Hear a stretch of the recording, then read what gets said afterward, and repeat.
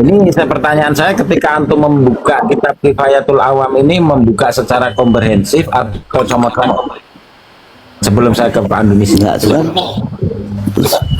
Pak Bagian Batuah, Pak Armin. Ya, ya.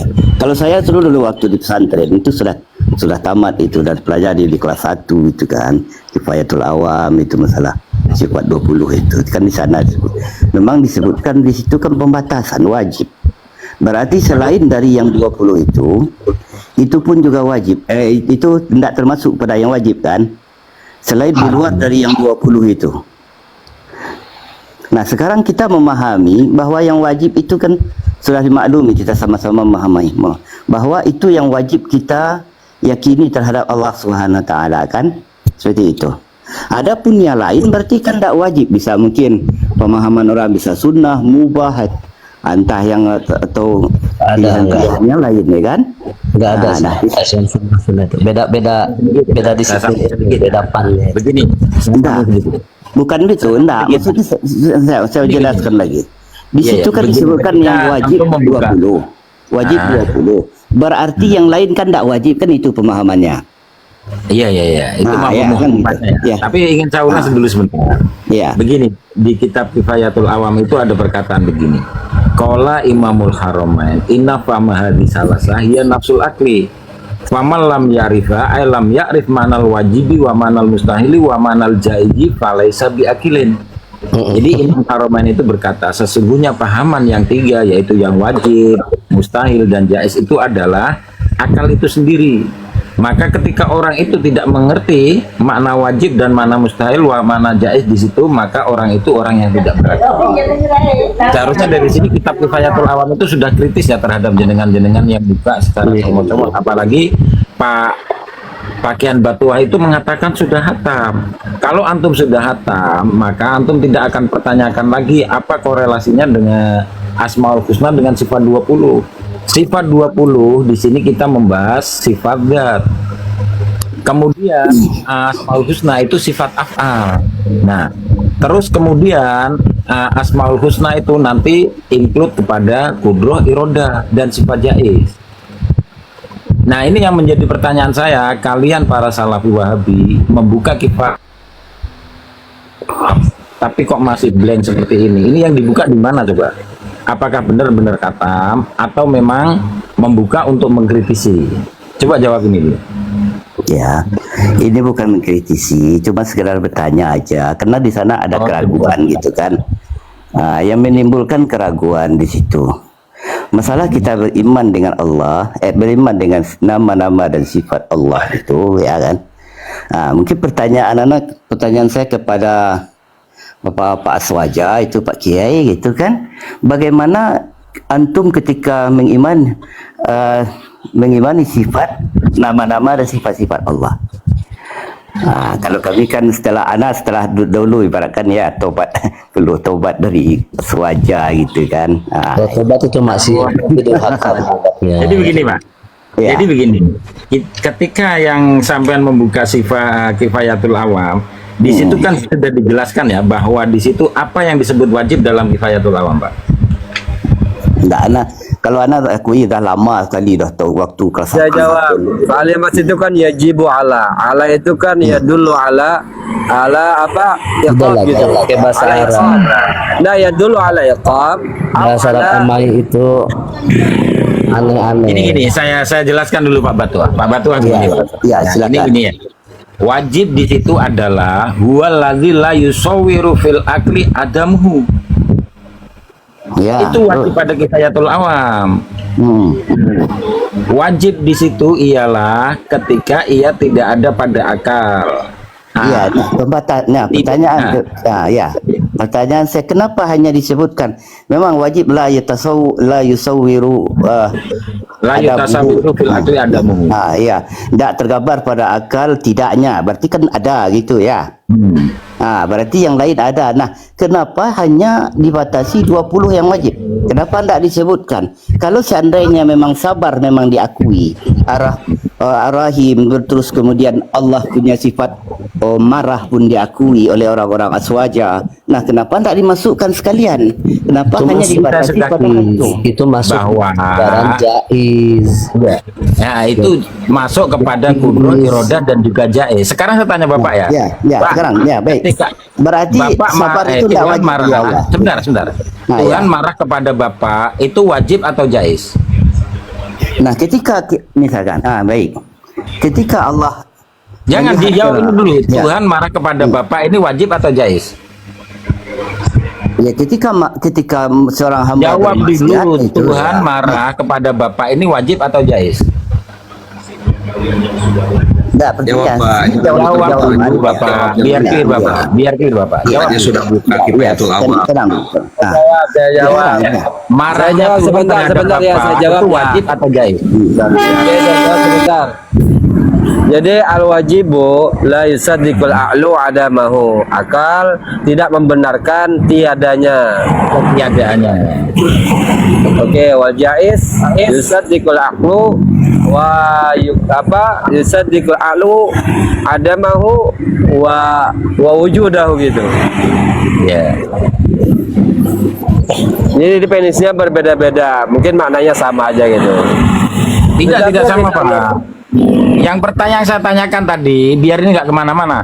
Sampean kan mengungkit kenapa sifat Asmaul Husna tidak disebut. Saya tanya kepada Bapak, ya, kenapa tidak diwajibkan Asmaul Husna? Sekarang saya tanya, ketika Allah marah kepada Bapak, atau Allah mematikan Bapak, atau Allah menghidupkan Bapak, ini wajib atau jaiz? Oke, gini, Allah tuh yadkhul muttaqin finnar huwa jaiz. Itu kan ada tuh dibahas juga. Nah, kan paham Pak ya? nah, baik. Sekarang pertanyaan berikutnya. Berkaitan masih bersalah nih. Kalau seandainya memang yang wajib yang dipahami orang Aswaja itu adalah meyakini bahwa yang tidak disebutkan dalam wajib itu bukan tidak ada, artinya ada kan?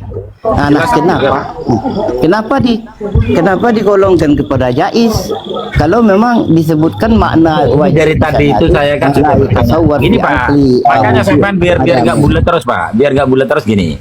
Saya tanya, Allah ya, Allah marah kepada Bapak ini jaiz atau wajib? Allah memasukkan neraka kepada Bapak ini jaiz atau wajib? Coba dijawab. Itu saya mute Pak. Jangan muter-muter kemana-mana Pak. Pak Batua, Pakaian Batua itu mic-nya mati Pak.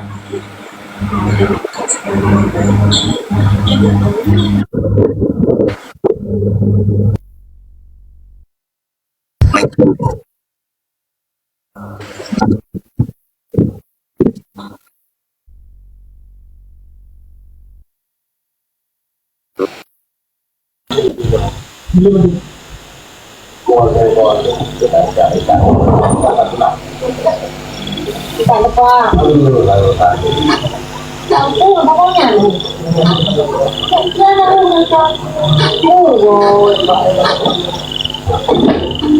Pak, suaranya putus-putus Pak.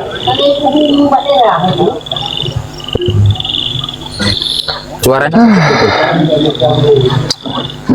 Ini Bapak Pakiyah pernah serius pernah belajar Kifayatul Awam? Belajar sama siapa Pak? Kok muter-muter? Oh alah, banyak sekali salah dari tadi saya lihat. Ini pertanyaan yang bikin keraguan gitu Pak ya. Kalau seandainya memang yang lain itu diakui di luar dari yang 20, kenapa pindah kepada hukumnya jaiz? Karena akalnya berpikirnya itu satu kan ketuhanan itu yang harus ada pada zat Allah itu apa? Sifat wujud dan yang lainnya yang tidak mungkin berarti lawannya. Kalau Allah disifati ada berarti tidak ada itu mustahil. Karena Allah itu ada. Dan adanya Allah beda dengan adanya makhluk. Pakai akal. Yang kedua, lanjutannya ke setelah memahami wajib dan mustahil, akal itu menggiring. Lalu bagaimana dengan sifat ridho, sifat marah? Radhiyallahu anhum wa radu anhu. Allah ridho. Allah itu berhak mau meridhoi orang ini atau tidak meridhoi. Allah meridhoi orang muslim, orang yang beriman. Allah tidak meridhoi orang kafir. Itu haknya Allah. Allah memasukkan orang yang beriman ke dalam surga, Allah memasukkan orang yang kafir, musyrik ke dalam neraka, dan Allah mengeluarkan dari neraka ke dalam surga kembali setelah Allah habis amal-amal orang itu hak Allah. Itu jaiz sifatnya. Jadi akal. Jadi gini Pak Kiai ini sama si Arma ini, kalau bisa berpikir tentang sifat wajib 20 itu, tanggalkan dulu tentang pemikiran-pemikiran dalil.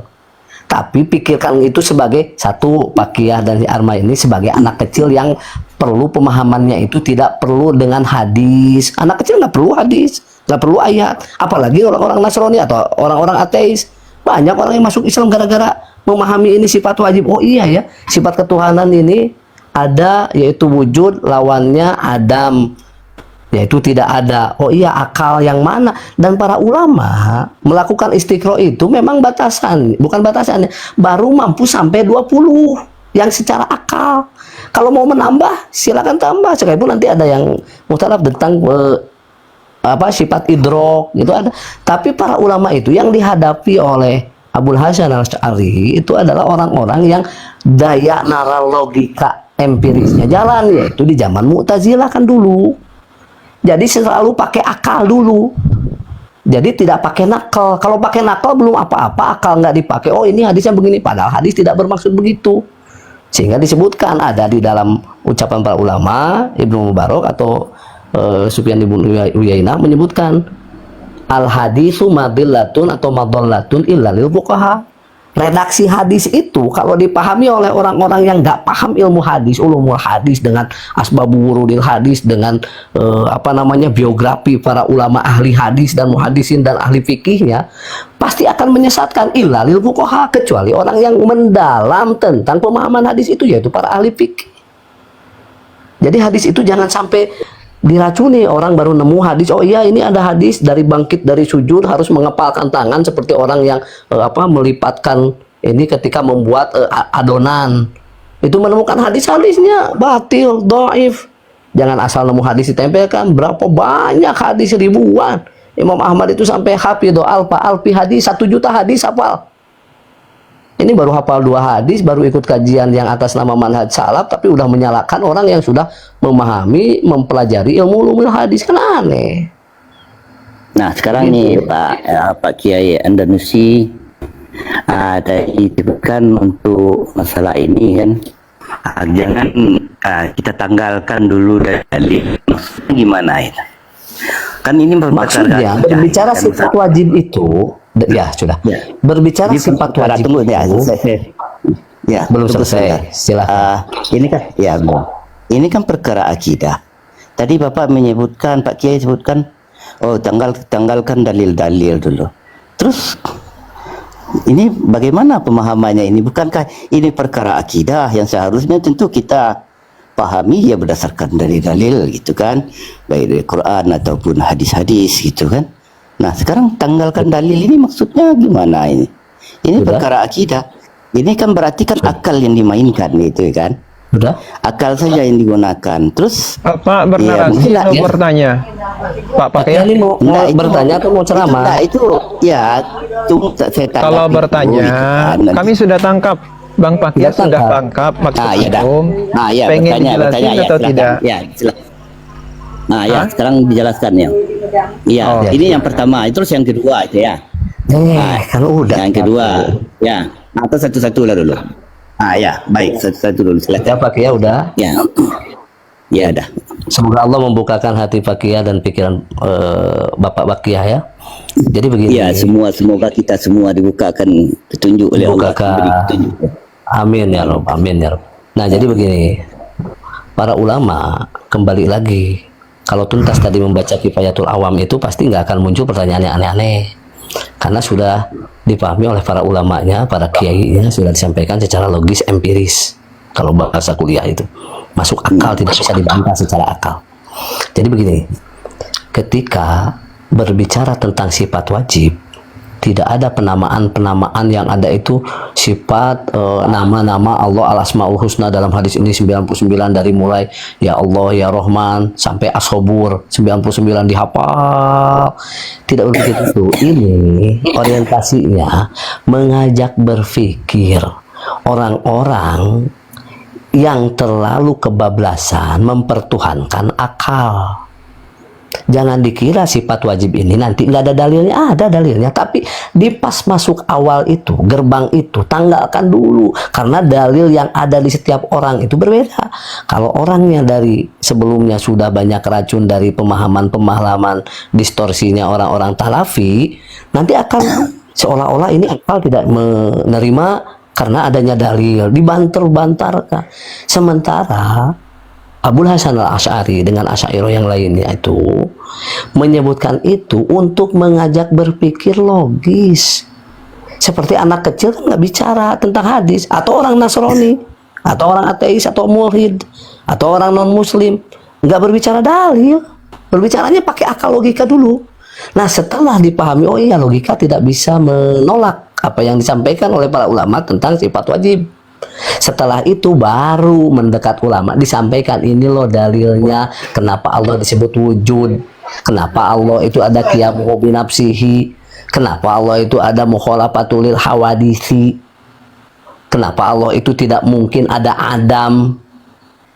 Kan begitu. Kemudian sifatnya nanti baru paham. Kalau seandainya belum paham apa-apa, baru membuka, wah ini pembatasan, ini udah bertentangan ini dengan hadis yang Allah memiliki 99 nama, termasuk dalam hadis yang tadi saya bacakan, doa Rasulullah SAW itu, bahwa nama Allah itu tak terbatas. As'aluka bikulli ismin huwa laka sammaita, sampai awista sartabihi fi ilmil ghaibi indak.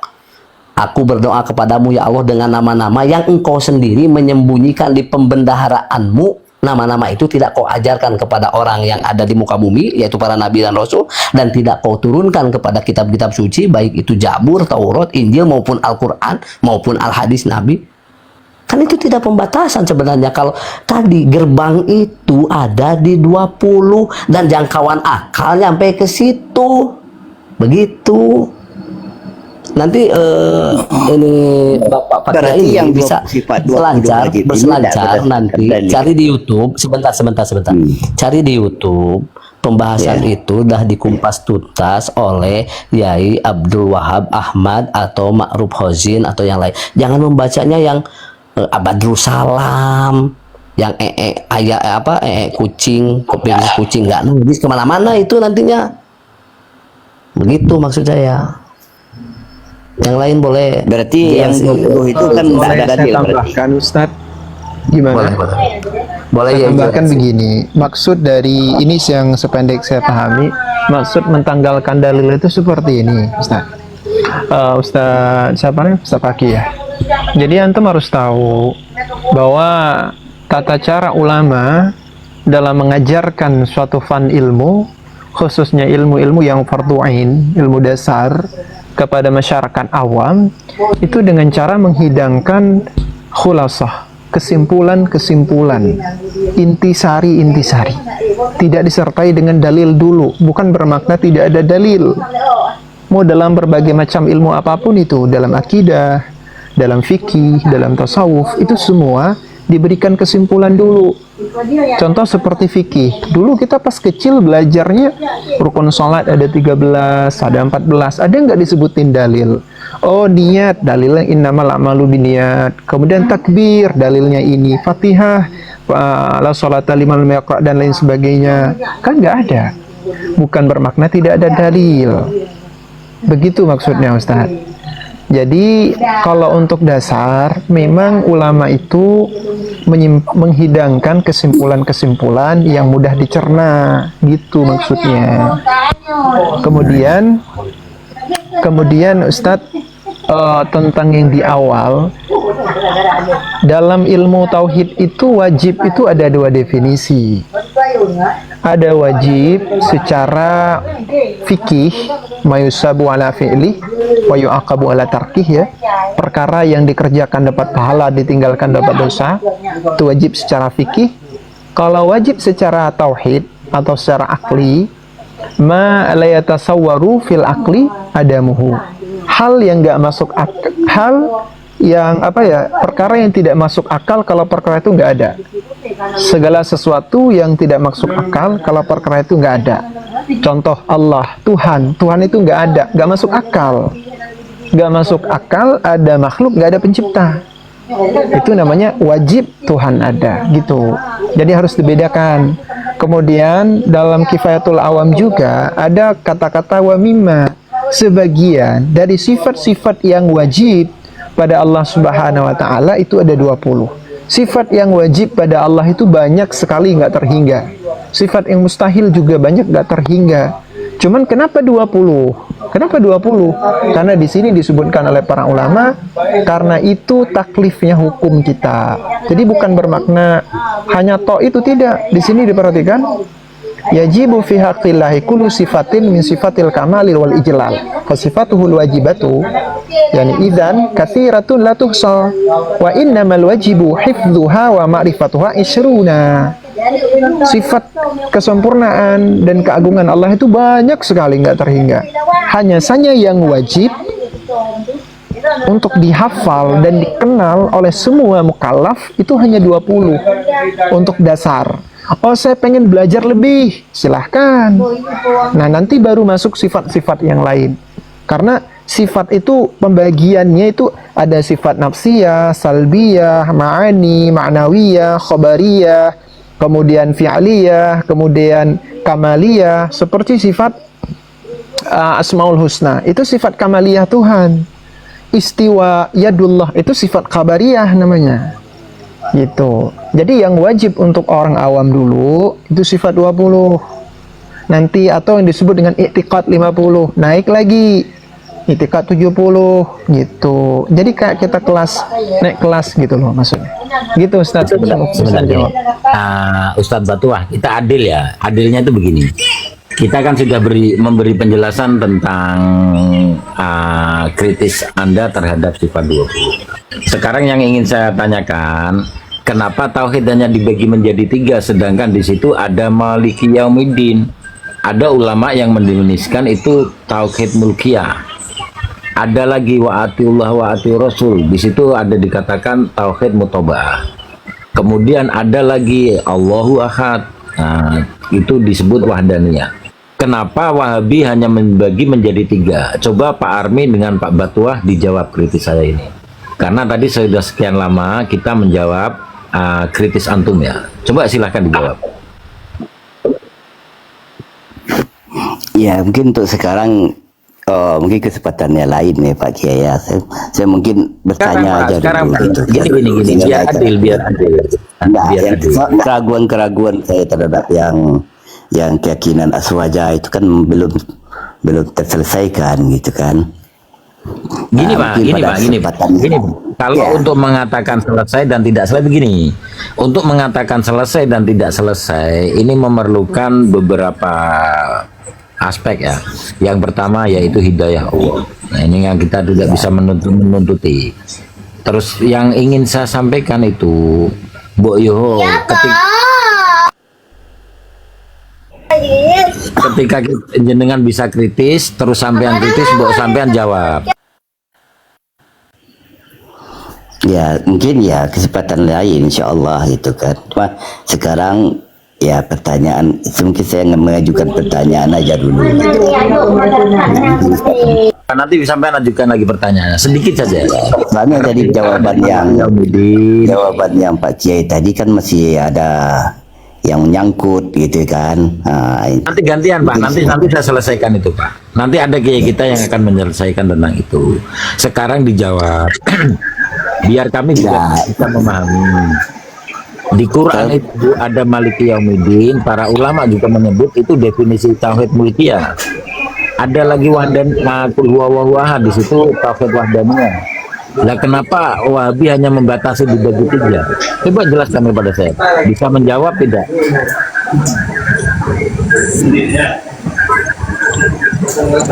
Ya mungkin kesempatan yang lain Pak, besok-besok itu kan.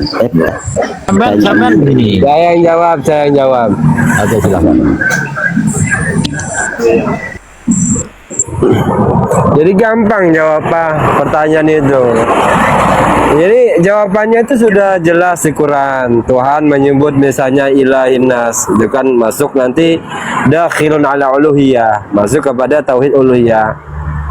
Qul a'udzu birabbin nas. Nah, itu dakhilun ala rububiyah.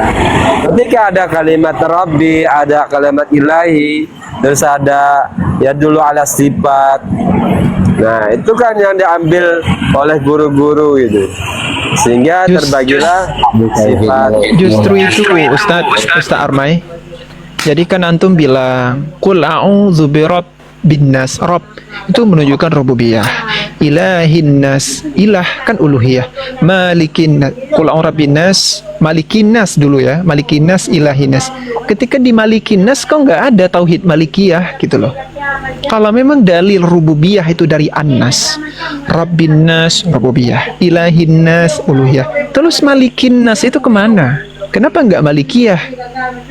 Jadi kesannya itu kayak ngambil ayat Quran, comot-comot yang sesuai dengan kaidah-kaidah sendiri gitu loh.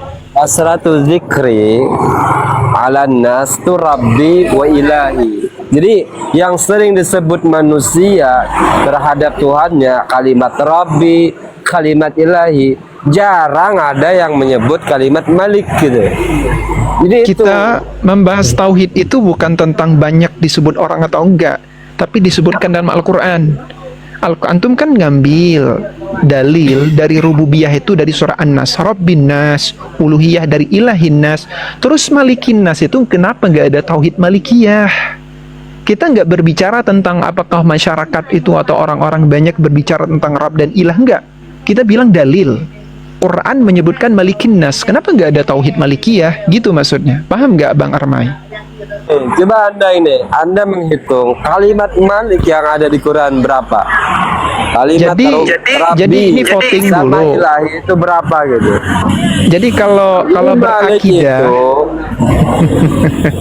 kalau kita berakidah itu voting dulu ya. Jadi kalau banyak ilah ya uluhiyah, kalau sedikit malik ya nggak dibikin gitu. Dan itu bisa dibantah, Ustaz. Sejak kapan dipastikan setiap kata Rob itu menunjukkan kepada rububiyah? Tidak. Ada kok kata Rob yang tidak menunjuk kepada makna ketuhanan. Lihat di surat Yusuf. Betul. Ada. Itu ketika menyebutkan bagaimana Yusuf ketika hampir tergoda oleh siapa? Oleh Siti Zulaikha itu. Falamma hammat bihi atau hammat biha atau hammat bihi wa hamma biha, itu palaula an ra'a burhana rabbihi, ada rabbun di situ, rabbihi. Apakah maknanya Tuhan? Antum buka tafsir itu.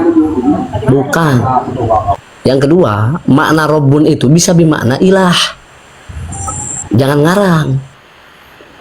Jangan ngarang. Tafsir-tafsir sudah berbicara tentang itu. Ada yang menyebutkan Rob itu bermakna ilah, ada.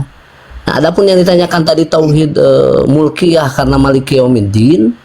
Nah, ini orang-orang Salafi itu sebenarnya mereka menolak itu karena nggak mau sama dan menganggap mulkiyah itu bagian dari rububiyah.